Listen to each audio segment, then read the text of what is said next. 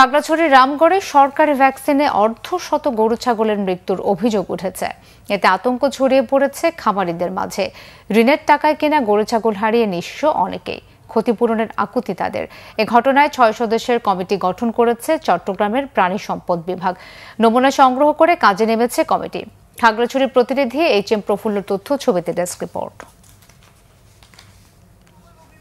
খাগড়াছড়ির রামগড় উপজেলার সদর ইউনিয়নে গ্রামের মসজিদে মাইকে ঘোষণা করা হয় গরু ছাগলকে সরকারি ভ্যাকসিন দেয়ার। বিনামূল্যে পেয়ে গ্রামের খামারিরা দেন গোট ফক্সের ভ্যাকসিন। কিন্তু ভ্যাকসিন দেওয়ার 48 ঘন্টা পর থেকে মৃত্যু হয়েছে অর্ধশতাধিক গরু ছাগলের। অসুস্থ আরও প্রায় অর্ধশতাধিক। এ ঘটনায় আতঙ্কিত লামকুপাড়া গ্রামের কৃষক ও খামারিরা। ঘটনার সুষ্ঠু তদন্ত ও বিচার দাবি করেছেন তারা। রমজান ডাক্তার আর ওই যে ঢাকা কলেজে আরেকটা ডাক্তার আছে, ওনারা দুইজনের জামাল ডাক্তার, ওনারা দুইজনে দুইটা সিরিজ নিছে নিয়ে বোতলের থেকে বড় বললো যে ওই সিরিজ দুইটা দিয়ে সমানে সবগুলানের এক সিরিয়ালে মারিয়া গেছে। কিছু মরছে এগুলা খাতা এলাইছি, কিছু মরছে এগুলা ভারী দিয়ে এলাইছি, এরা খাই এলাইছে।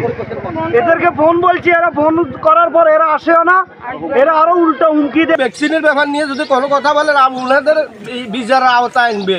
আমার দুটো গরু, একটারে মারে নাই, ওটা ভালো আছে, এটারে মারছে, এটা অসুস্থ। আপনার কয়টা মারা গেছে? আমার একটা মারা গেছে। এটার মা মারা গেছে।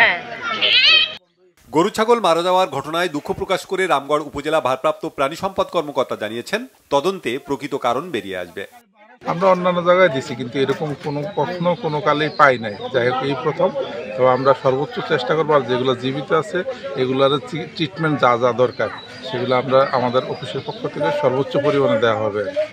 এ ঘটনা তদন্ত করছে চট্টগ্রাম জেলা ভেটেরিনারি কর্মকর্তা ডাক্তার মোহাম্মদ শাহাবুদ্দিনের নেতৃত্বে 6 সদস্যের কমিটি।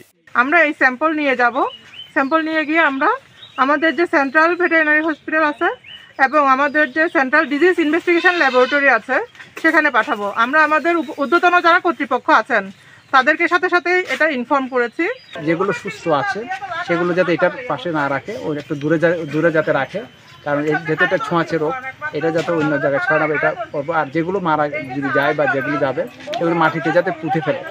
ক্ষতিগ্রস্তদের দাবি, হয় ভ্যাকসিনে সমস্যা ছিল অথবা এক সিরিঞ্জেই সব প্রাণীকে ভ্যাকসিন দেওয়ার কারণেই এ দুর্ঘটনা। Banglavision news desk.